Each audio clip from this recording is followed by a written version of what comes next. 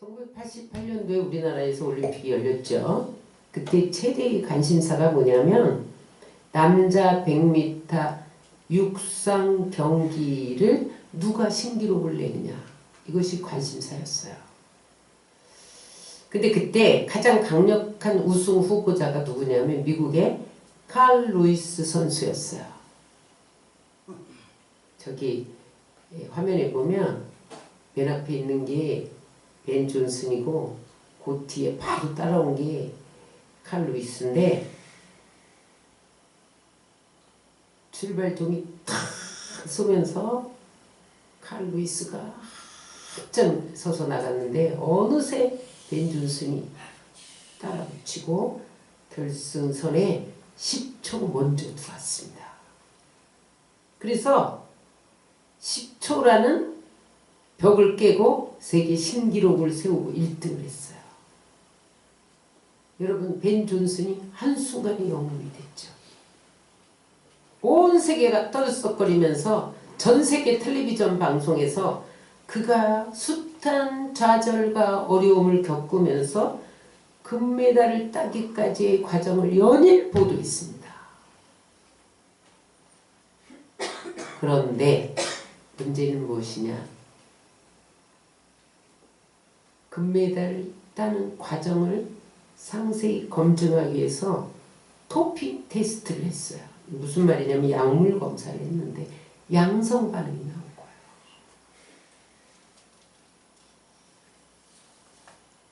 어떻게 됐습니까? 금메달이 박탈당했죠. 벤 존슨 환호하던 칭송이 욕과 수치의 소리로 변하고 말았어요. 며칠 후 벤 존슨은 스스로 얼굴을 가리고 김포공항을 도망쳐 나가는 모습이 텔레비전에 포착되었습니다. 그뿐 아니라 그의 선수의 생명이 끝났습니다. 여기서 문제가 뭐냐?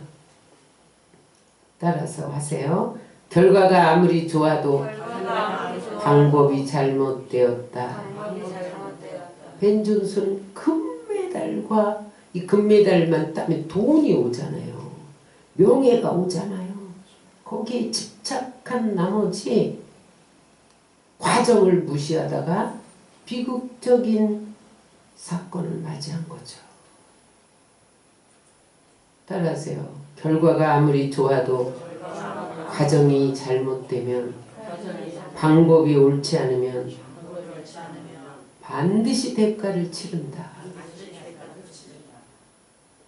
여러분, 하나님은 우리 성취보다, 우리의 좋은 결과보다 삶의 과정과 동기를 보시는 하나님입니다. 한번 따라하겠습니다. 하나님은 결과보다, 목적보다, 성취보다 방법과 동기와 과정을 보신다. 오늘 본문은 하나님은 외모를 보시지 않고 중심을 보신다. 이 중심이 뭐냐? 중심은 원어로 보니까 레프 혹은 레바, 그런 단어예요.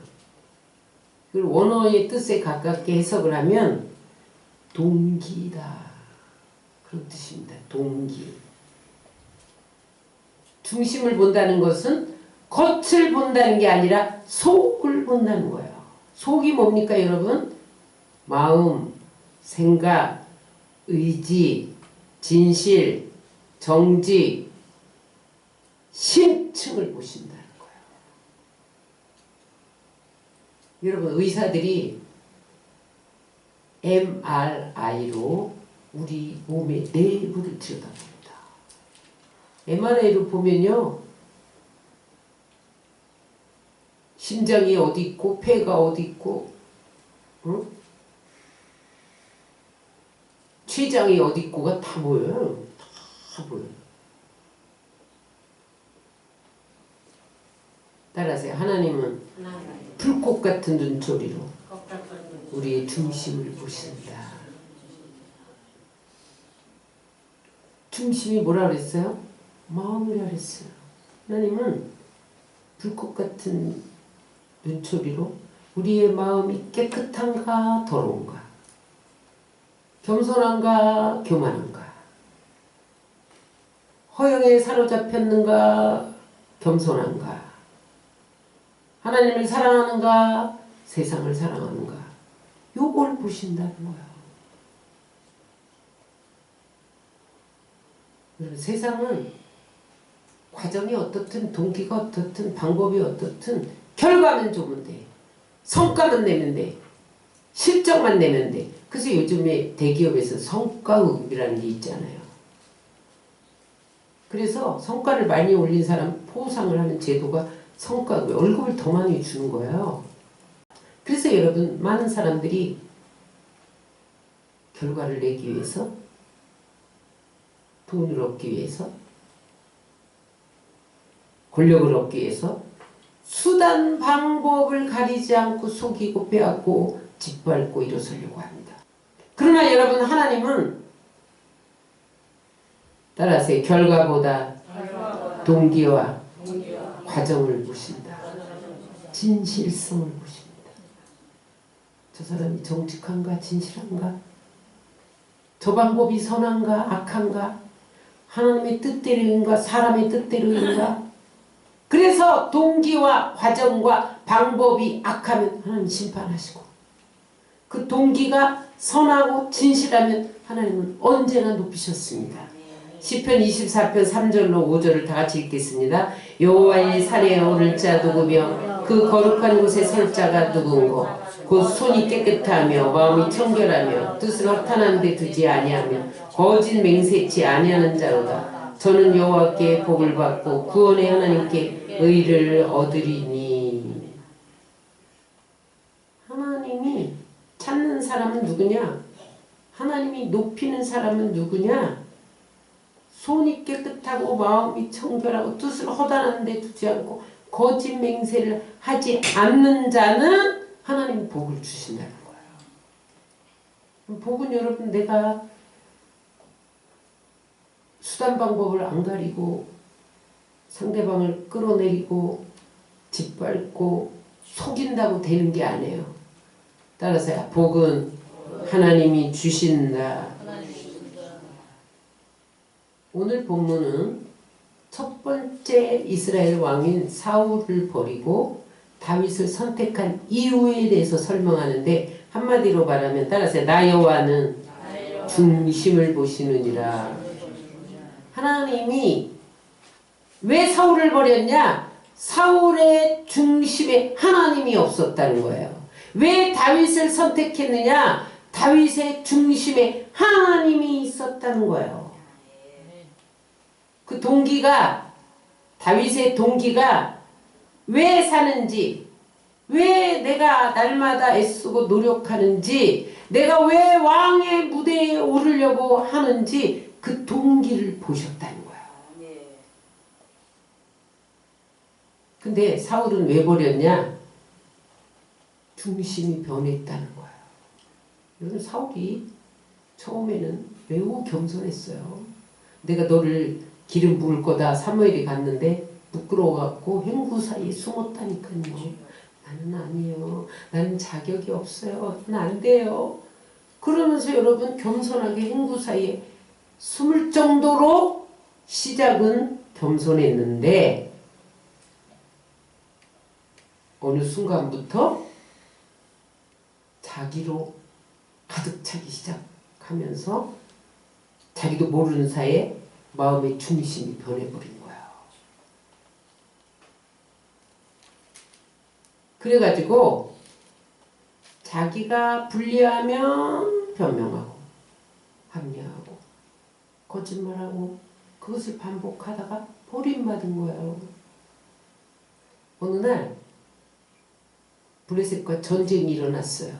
여러분 이스라엘은 전쟁이 일어나면 성전에 모여서 군사들이 먼저 예배를 드립니다. 왜 그러냐? 전쟁은 하나님께 속했다는 거예요. 이기고 지는 것은 하나님이 하시는 거지 우리 군사가 싸우는 게 아니라는 거예요. 그래서 제사를 드렸단 말이에요. 제사가 예배죠. 그런데 사무엘이 제사장이 와서 제사를 드려야 되는데 며칠이 돼도 사무엘이 안 오는 거예요. 그러니까 사울왕이 에이 내가 드려버려. 시시시시 제사를 드렸단 말이에요. 사무엘이 도착해 보니까 벌써 제사를 드렸어. 아니 어찌하여 제사를 드렸나이까. 그랬더니 뭐라고 변명합니까? 백성들이 흩어짐을 면하기 위해서 부득이하여. 그럼 따라하세요. 부득이하여. 요게 변명이야. 여러분 자기가 거짓말하고 변명하고 자기가 합리한 죄를 감추고 회개하지 않자 하나님이 버렸어요. 사무엘이 뭐라는 당신의 왕의 날이 길지 않을 것입니다. 그러면 이제 회개하고 돌이켜야 돼. 두 번째, 전쟁에 나가서 전리품을 얻으면 다 진멸해라. 왜 진멸하라고 그랬을까요? 하나님만 의지하기 위해서. 병거나 말이나 군사를 생포하면 다음에 또 병거를 써서 우리가 이겼다. 말을 써서 우리가 이겼다. 그럴까 봐 하나님 다 진멸해. 말 한마디 없어도 내가 이기게 한다. 그것을 가르치기 위해서 다 진멸하라고 그랬는데 전쟁에서 이기고 보니까 양과 소가 너무 실한 거예요. 그러니까 가져와서 훔쳤어. 숨겨놨어. 진멸하지 않았어. 사무엘이 도착해 보니까 어디서 깨깨 소리가 나는 거예요. 양 소리가 나고 소 소리가 나는 거죠. 아니 이게 무엇입니까? 무슨 소리입니까? 그랬더니 얼른 거짓말을 하는 거예요. 하나님께 좋은 것 제사 드리려고. 그는요 자기 변명, 자기 합리화, 거짓말, 자기 체면 세우기에 급급 했어요. 하나님이 사무엘을 통해서 내가 사울을 버렸다. 사무엘상 15장 35절입니다. 시작. 여호와께서는 사울을 이스라엘 왕으로 삼으신 것을 후회하셨더라. 16장 1절입니다. 여호와께서 사무엘에게 이르시되 내가 이미 사울을 버려 이스라엘 왕이 되지 못하게 하였거늘. 따라서 사울이 버림받은 이유는 거짓과 탐욕과 자기 변명과 자기 합리화와 불순종과 교만이었다. 근데 여러분 중요한 것은 하나님이 버렸는데 바로 폐위시키지 않고 10년 동안 왕위에 뒀다는 거예요. 왜냐하면 다윗을 훈련시키기 위해서 사울이 거기에 필요했던 거예요. 그러니까 사울은 내가 불순종하고 거짓말하고 합리화하고 내 맘대로 막 해도 하나님이 나를 그냥 놔두시네. 하나님이 버린 것을 몰랐던 거죠.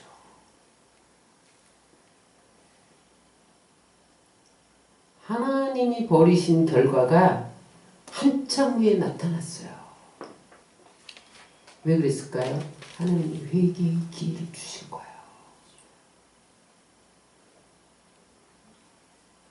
그런데 나중에 버린 줄도 모르고 다윗이 왕이 될까봐 10년을 칼을 들고 쫓아다니다가 결국은 블레셋과의 전쟁에서 자결해서 죽습니다. 여러분 때로 우리 인생길 위에 소유를 잃을 수도 있고 건강을 잃을 수도 있고 어떤 위치에서 내려올 수도 있어요. 근데 여러분 그런 고난과 시험은 하나님이 우리를 버리시기 위함이 아니라 회개의 기회를 주시기 위한 것인 것을 믿으시기 바랍니다. 오늘 사울을 통해서 우리에게 주는 메시지는 뭐냐? 중심이 하나님을 향해 있지 않으면 여러분 우리 중심은 얼마든지 변할 수 있다는 거예요. 중심이 하나님께 있지 않고 자기 유익에 있을 때 사울은 여러분 버림받았다니까요. 그러니까 새로운 왕을 선택할 때는 하나님이 중심을 보시고 선택하신 거예요. 하나님도 이제는 안 속아. 난 이제 중심을 보고 택해야겠어. 그래서 사무엘에게 뭐라고 말하냐면 베들레헴에 가면 이새라는 사람이 있다. 그 아들 중에 내가 기름 부을 자가 있으니 거기 가서 기름을 부어라 이렇게 명령하신 거예요. 그래서 사무엘이 막 이새의 집을 찾아갔잖아요. 그런데 이새가 아들들을 다 모아놨는데 막내 아들 다윗은 양치고 오지마 이러고 소외시킨 거예요. 부르지 않은 거예요. 여기서 막내라는 의미는 하찮은 존재, 보잘것없는 존재 그런 뜻이에요. 여러분 아버지 이새는 다윗을 하찮게 여겼어. 다윗은 가족으로부터 소외당하고 주목받지 못하는 사람이었어요. 그런데 하나님이 중심을 보시고 그를 왕으로 택했다는 거예요. 다윗의 중심이 어떻길래? 여러분 누가 보든지 안 보든지 그는 벌판에서 양들을 치며 푸른 초장 실만한 물가로 인도하고 사자와 곰이 와서 양을 물어갖고 도망가면 쫓아가서 입을 찢고 양을 꺼내옵니다. 여러분 사자는 사람 잡아먹는 동물 아니에요? 곰도 여러분 사람보다 더 세죠. 그러니까 여러분 가서 입을 찢을 때 사자가 다윗을 잡아먹으면 끝나는 거예요. 다시 말하면 목숨 걸고 양을 지켰다는 거예요. 그랬더니 하나님이 그 훈련을 통해서 나중에 골리앗을 무찌르는 원동력이 되게 합니다. 그래서 여러분 골리앗을 바라보고 이스라엘 군대가 벌벌벌벌 떠는데 야 저거는 곰새끼 같다. 저거는 사자 새끼에 불과해. 그러면서 여러분 다 한대하게 나가서 물맷돌 하나 돌리면서 응? 여러분 나가잖아요. 사울이 야 조그만 게 안돼 이랬단 말이에요. 그랬더니 뭐라 그래요? 내가 양칠 때 사자와 곰이 양을 물어가면 쫓아가서 내가 입을 찢고 꺼내왔습니다. 저까지 응? 하나님의 이름을 모욕하는 골리앗쯤이야 내가 물맷돌 한 방에 죽일 수 있습니다. 담력이 그때 생긴 거예요. 그리고 왕이 되는데 골리앗을 무너뜨렸기 때문에 사울은 천천히요 다윗은 만만이라 칭송을 얻고 인기를 얻게 됐다는 거예요. 뿐만 아니라 여러분 다윗은 틈만 있으면 들판에서 수금을 타며 하나님을 찬양했습니다. 아무도 지켜보지 않아도 하나님을 향하여 틈만 있으면 수금을 탔죠. 근데 여러분 아무도 지켜본 게 아니야. 누군가가 지켜보고 있었어요. 그런데 사울 왕이 어느 날 악신에 걸린 거죠. 뭐 의원 다 동원했는데 치유 불가능 판정을 받은 거예요. 근데 그때 신하들이 왕에게 뭐라고 고합니까? 다윗이라는 소년이 양치는 소년이 하나 있는데 그 소년이 기가 막히게 수금을 타는데 그 수금을 탈 때 악신이 떠나갑니다. 그렇게 보고를 하는 거예요. 불러와라. 사울 앞에서 악신 들린 사울 앞에서 수금을 타는데 악신이 떠나간 거죠. 그래서 너는 내 무기를 들어 군대 장관 임명하잖아요. 다윗은 홀로 양을 치면서 아버지가 맡겨준 말씀 순종해서 양을 잘 치고 아무도 보지 않아도 목숨 걸고 양을 지키고 여러분 그랬더니 하나님이 그 중심을 보시고 너는 나라를 맡겨도 괜찮겠다. 그리고 2대 왕으로 선택한 것을 믿으시기 바랍니다. 오늘 하나님은 진심으로 중심으로 하나님을 향한 자를 찾으십니다. 역대하 16장 9절입니다. 여호와의 눈은 온 땅을 두루 감찰하사 전심으로 자기에게 향하는 자들을 위하여 능력을 베푸시나니. 여러분 어떤 방법이든지 어떤 과정이든지 상관하지 않고 결과만 좋으면 된다. 그런 결과 중심의 세상 속에 살다 보니 우리도 뭐로 가도 서울만 가면 돼 이러고 산단 말이죠. 결과만 좋으면 되지. 과정이야 나쁜 짓 좀 하면 어때? 거짓말 좀 하면 어때? 속이면 좀 어때? 빼앗으면 어때? 짓밟으면 어때? 이러고 산단 말이죠. 그러나 여러분 하나님의 법칙은 그렇지 않습니다. 하나님은 눈에 드러난 결과보다 그 속을 보시는 거예요. 심층을 보시는 거예요. 여러분 동기와 과정을 보시는 거예요. 아무리 여러분 좋은 결과를 얻었다 할지라도 그 동기와 과정이 바르지 못하면 하나님이 기뻐하지 않는다는 거예요. 그 열매는 하나님이 주신 열매가 아니라는 거예요. 마태복음 7장 21절 24절을 우리 한번 다 같이 읽겠습니다. 나더러 주여 주여 하는 자마다 천국에 다 들어갈 것이 아니요 다만 하늘에 계신 내 아버지의 뜻대로 행하는 자라에 들어가리라. 그날에 많은 사람이 나더러 이르되 주여 주여 우리가 주의 이름으로 선지자들 옷도하며 주의 이름으로 귀신을 쫓아내며 주의 이름으로 많은 권능을 행하지 아니하였나이까 하리니 그때에 내가 저희에게 밝히 말하되 내가 너희를 도무지 알지 못하니 불법을 행하는 자들아 내게서 떠나가라 하리라. 여러분들이 주여 주여 한다고 다 천국에 간다고 그랬어요? 못 간다고 그랬어요? 다 들어가지 않는데요. 어떻게 해야 돼요? 아버지의 뜻대로 행해야 들어간대요. 근데 예를 들어서 선지자가 주의 종이 이건 저한테 하는 소리예요. 주의 종이 능력이 있어서 귀신도 쫓아내고 병자도 고치고 큰 권능을 행했는데 그날에 하나님 심판대에 딱 서니까 나도 몰라 그러신다는 거예요. 이 불법을 행한 자야. 여러분 땅에서는 결과가 아무리 좋았어도 하늘나라에서는 반드시 그 결과에 대한 과정을 바르게 했는가 잘못했는가를 짚고 넘어가신다는 거예요.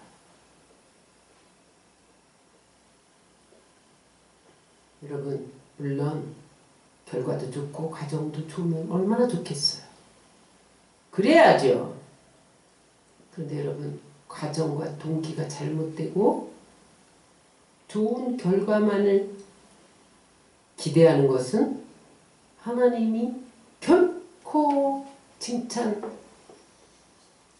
못하는 방법이라는 거예요. 그래서 여러분 우리는 어떤 삶의 태도를 가져야 되느냐 따라서 당장 좋은 결과가 없어도 나중에 하나님의 기대를 바라보며 올바른 가정을 밟아야 된다. 여러분 예수님 보세요. 예수님이 공생의 3년 반 동안 이 땅에 계실 동안 거짓말 한마디도 한 적이 없어요.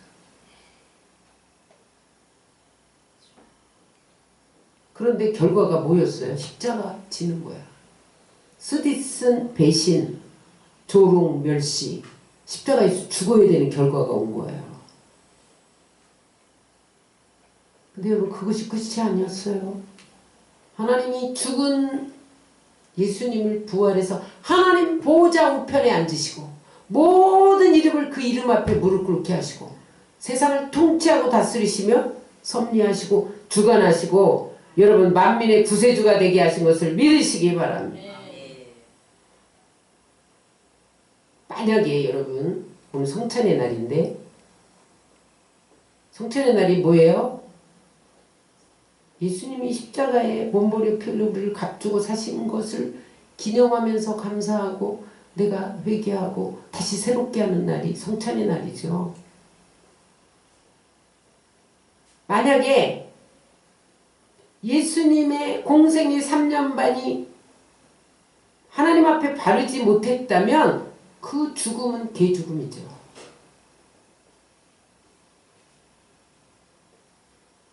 고난을 받되 미련한 고난을 받고 말았을 거예요. 그러나 여러분 예수님이 거짓 없는 바른 과정을 걸어갔기 때문에 그는 하나님 보호자 우편에 서신 것을 믿으시기 바랍니다. 그러므로 여러분 우리 인생길에서 옳고 바른 과정과 동기를 가지고 행하면 최후의 결과는 하나님이 보장하는 것을 믿으시기 바랍니다. 때가 되면 하나님이 반드시 거기에 상응한 결과를 이루어 주시는 거예요.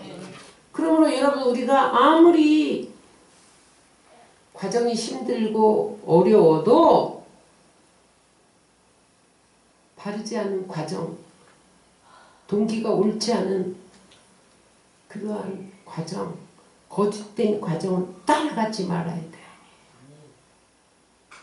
복 있는 사람이 뭡니까? 시편 1절, 6절을 다 같이 읽겠습니다. 복 있는 사람은 악인의 꾀를 쫓지 아니하며 죄인의 길에 서지 아니하며 오만한 자의 자리에 있지 아니하느니라. 대저 의인의 길은 여호와께서 인정하시나 악인의 길은 망하리로다. 한마디로 말하면 뭐예요?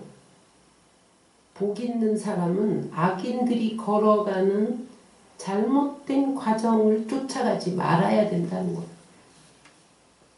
끝까지 의인의 방법을 사수해야 된다는 거예요. 그러면 하나님이 그때에 가장 좋은 결과를 주신다는 거예요. 여러분 인생을 한 방에 해결하려는 사람들이 있어요. 이걸 한탕주의라고 합니다. 내가 한탕에서 일확천금을 얻으리라. 하나님은 절대로 그렇게 하지 않습니다. 한 방에 모든 걸 해결하려고 했다가 다 망치는 것을 봅니다. 여러분 우리가 이 세상에서 성취하고 성과를 내고 여러분 좋은 결과를 얻는 것도 중요하지만 더 중요한 것은 따라하세요. 우리의 걸어가는 과정이다. 하나님은요 우리 결과만을 받기를 원하지 않으세요. 하나님과 동행하는 삶은 한 걸음 한 걸음을 하나님께 드리는 거예요. 내 인생길에서 사랑하고 죄와 세상과 마귀와 자기 탐욕과 피 흘리기까지 싸우면서 말씀을 지키고 예수님의 성품이 나의 인격이 되며 하나님을 기쁘시게 하며 걸어가는 과정을 드리는 거예요. 여러분 우리가 하나님과 동행한다는 것은 무슨 큰 업적을 남기고 무슨 돈을 벌어서 팡팡 드리고 그런 게 아니에요. 여러분 여러분들이 하나님을 섬기듯 성도를 사랑하고 섬기고 보이지 않게 눈물로 교회를 위해서 기도하고 나라를 위해서 기도하고 오른손이 한 것 왼손이 모르게 섬기고 그러는 것들을 하나님이 받으시는 거예요. 그날의 상급은 내가 얼마큼 공로를 세웠냐 묻지 않습니다. 내가 얼마나 하나님과 동행하며 그 과정과 동기가 발랐느냐 옳았느냐 그것을 보십니다. 여러분 정상만을 바라보는 사람은 결코 정상에 오르지 못합니다. 정상에 올랐다 할지라도 정상을 유지하기가 어려워요. 그러나 여러분 인생길을 걸어가면서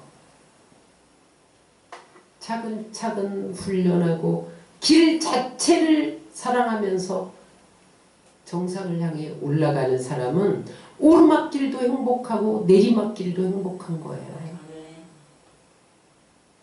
그래서 여러분 우리의 결과는 하나님께 맡기고 주어진 삶의 과정을 날마다 하나님을 향해 한 걸음 한 걸음 동행하는 그러한 인생 여정을 지날 때 그날에 하나님 앞에 서지면 잘하였도다 칭찬받고 주인의 즐거움에 참여하는 역사가 일어날 줄 믿습니다. 그러면 도대체 하나님이 보시는 중심은 구체적으로 무엇이냐? 많은 사람들이 내가 예배드리면서 눈물이 쏟아졌어. 내가 막 방언이 터졌어. 막 불이 확 왔어. 그러면 여러분 내가 하나님 앞에 중심을 드리고 있다고 생각해요. 그렇지 않습니다, 여러분. 기도도 드리고 예배도 드리고 헌신도 하는데 중심이 축복받아야 돼. 치료받아야 돼. 성공해야 돼. 그것이라면 그 욕구가 채워지지 않을 때 언제든지 돌아섭니다. 하나님을 배신합니다.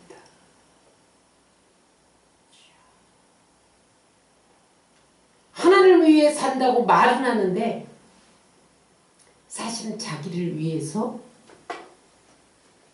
예배를 드리고 기도를 한단 말이죠. 하나님 마음에 아파하지 않은 자예요. 그래서 여러분 자기 의를 항상 내려놔야 돼. 자기 의를 헬라어로 이디오스라고 그래요. 이디오스.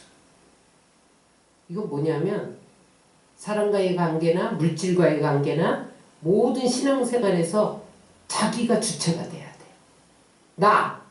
내가 주어야 항상 나. 목적어도 자기야. 내가 채워지지 않으면 언제든지 돌아서는 그게 자기의입니다. 오늘날 많은 크리스찬들이 신앙생활하면서 하나님 중심에 서지 않고 자기 중심에 서서 신앙생활을 하기 때문에 여러분 하나님을 배신하고 돌아서는 거예요. 이데우스는 나에게 유익이 없으면 예배 안 드려. 나에게 유익이 없으면 헌신 안 해.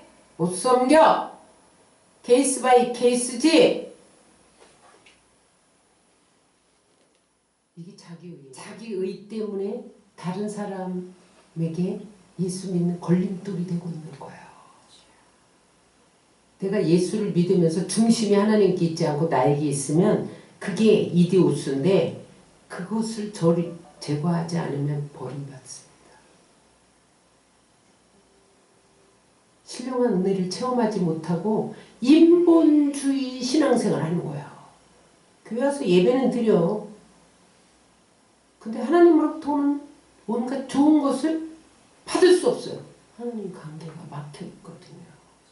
하나님 만날 수 없는 거예요. 하나님이 가장 싫어하는 게 자기의입니다.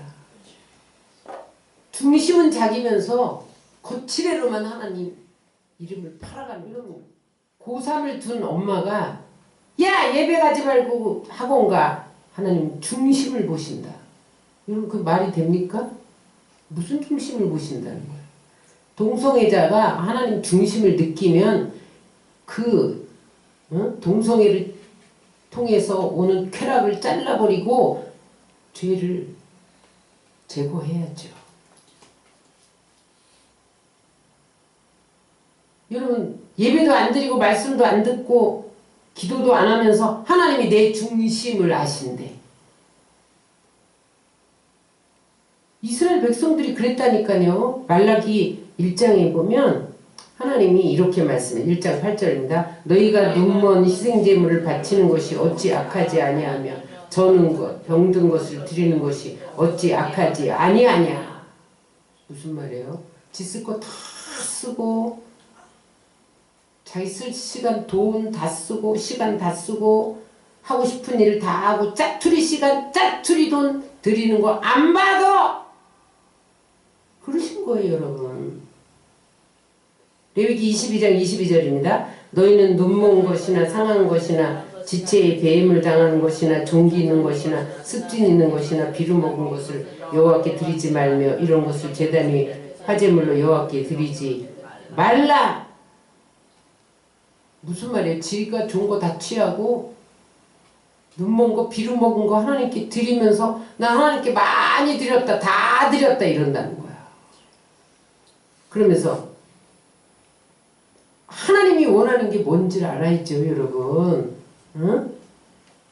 마음 중심은 자기에게 있으면서 하나님이 중심을 보신다.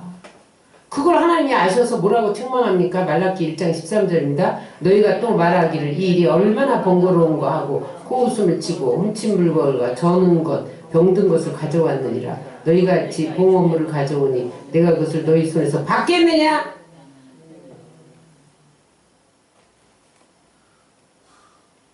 세상에 저는 것 병든 것 훔쳐갖고 드리면서 나는 하나님께 봉헌했다. 안 받는다는 거죠.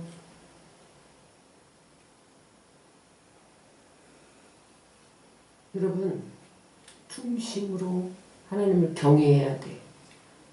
중심으로 말씀에 순종해야 돼. 도둑질하지 마라. 그럼 도둑질하지 말아야지. 주의를 지켜라. 그럼 지켜야죠. 도둑질하지 마. 간음하지 마라. 간음하지 말아야죠.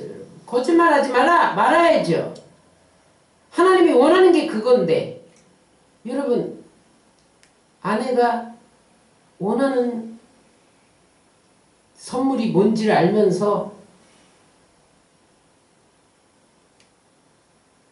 아내가 싫어하는 선물을 주면 여러분 그게 사랑의 표현입니까? 아내가 원하는 것을 줘야 사랑의 표현이죠. 하나님이 원하는 것을 해드려야 그게 하나님을 사랑하고 경외하는 거죠.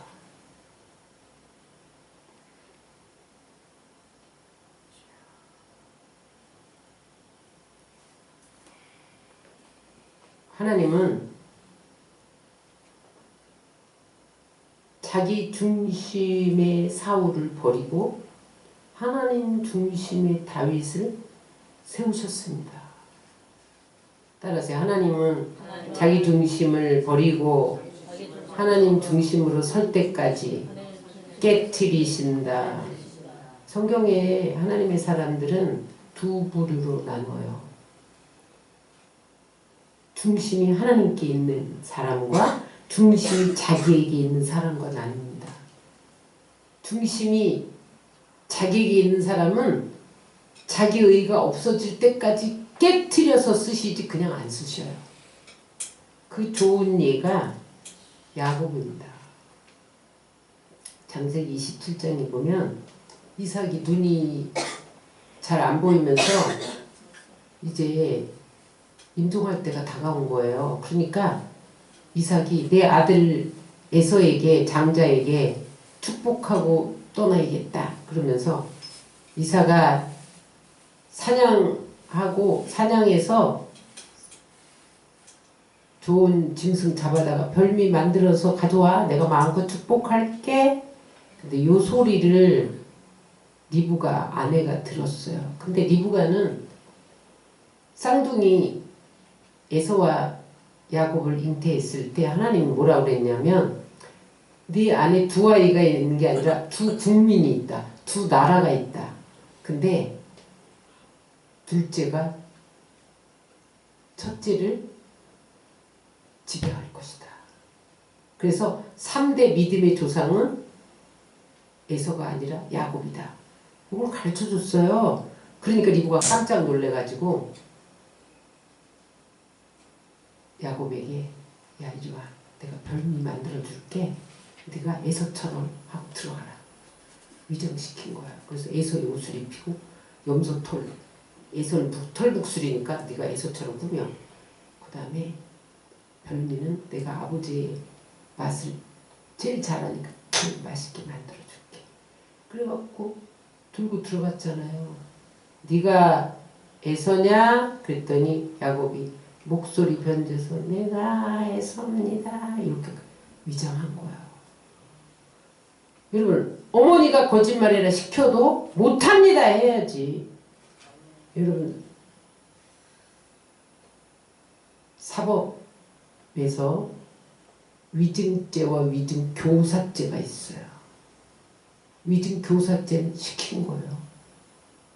거짓말해라. 위증해라. 근데 그때 못합니다. 단호하게 돌아서야죠. 똑같이 위증했어. 공범인 거예요, 여러분. 둘 다 형벌 받잖아요. 어쨌든 여러분 아무리 변명하고 합리화해도 엄마가 시켰어요. 그래도 거짓말한 건 야곱이죠. 리브가는 하나님을 향한 자세는 분명했어요. 왜냐면 3대 조상은 야곱이 돼야 돼. 그게 하나님의 뜻이야. 그러니까 내가 속여서라도 축복권을 따내야 돼. 이렇게 생각했단 말이에요. 이 일로 어떤 일이 벌어지니까 에서가 야곱을 죽이려고 칼을 빼듭니다. 그러니까 리브가가 위삭도집으로 도피해라. 그래서 보내는데 거기서 20년 동안 머슴살이 죽을 고생을 합니다. 나중에 바로를 만나서 야곱이 뭐라고 고백합니까? 내 인생은 험악한 세월을 보내는 나이다. 그때 어머니 리브가가 거짓말하고 위장하고 들어가 그거 못 부리쳐갖고 20년 동안 험악한 세월을 보냈다는 거예요. 그 다음에 리브가는 타향에 떠내보낸 아들을 그리워하다가 못 보고 죽습니다.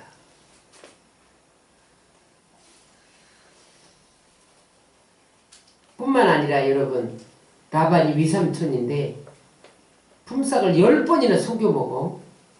자기 아버지 에서 속였다고 하나님이 10배로 당하게 만들었단 말이에요.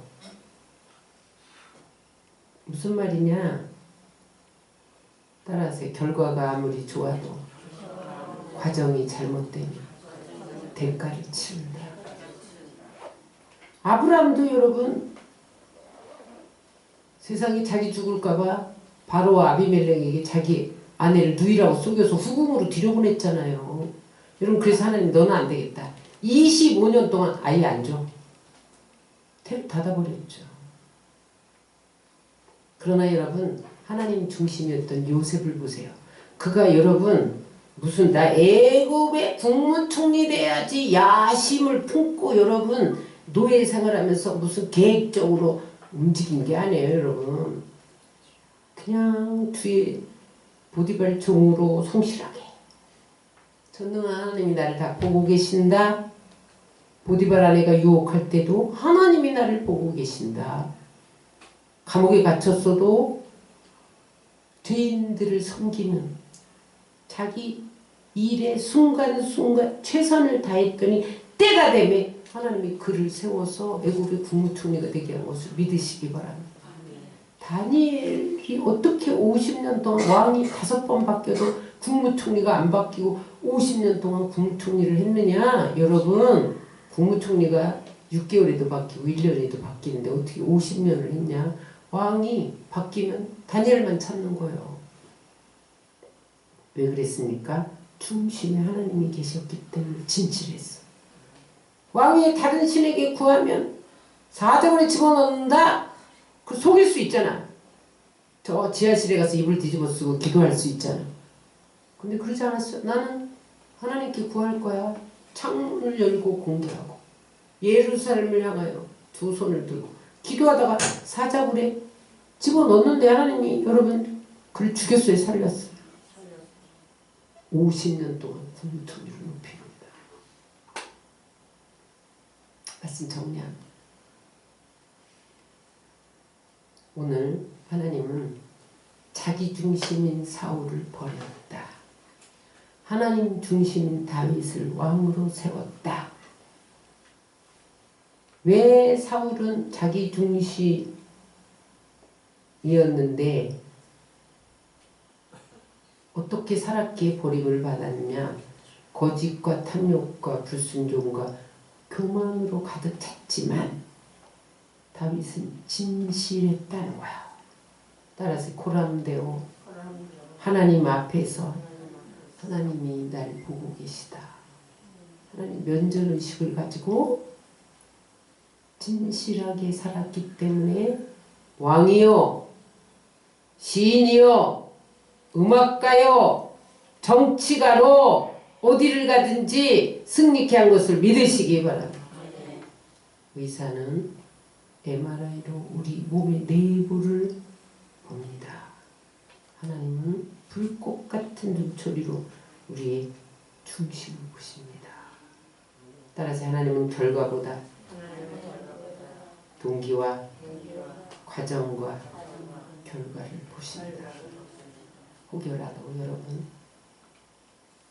결과만을 바라보며 정상만을 바라보며 과정은 아무렇게 해도 괜찮아!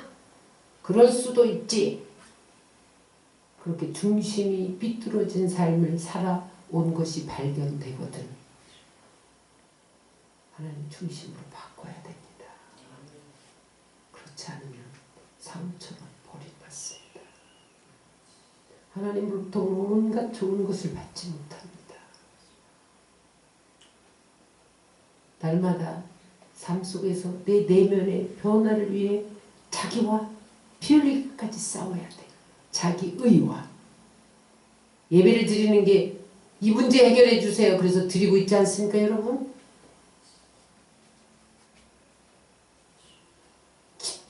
기도하면서 하나님 나 치유해 주세요. 이게 목적입니까, 여러분?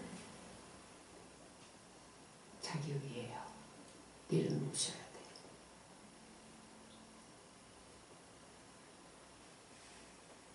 자기 중심인 사람은 언제나 거짓과 속임수와 탐욕과 교만과 불순종 안에 거할 수밖에 없습니다. 왜냐하면 자기 힘으로 안 되니까 다른 수단과 방법을 통문하는 거죠. 그러나 하나님 중심인 사람은 자기 의를 제거하기 위해서 거짓과 속임수와 탐욕과 교만과 불순종과 피 흘리기까지 싸우는 사람이에요. 그래서 여러분 끝까지 하나님 중심으로 한 걸음 한 걸음 내딛으시기 바랍니다. 하나님 우리의 한 걸음 한 걸음을 받으시는 분이에요. 하나님과 동행하며 하나님 말씀이기 때문에 갑니다. 하나님 말씀이기 때문에 섭니다. 하나님 말씀이기 때문에 내가 저 사람을 돕습니다. 그렇게 걸어가는 걸음걸음을 받으시고 그날에 자라있도다 착하고 충성된 종아 그렇게 일컬어지시기를 주의 이름으로 축원합니다.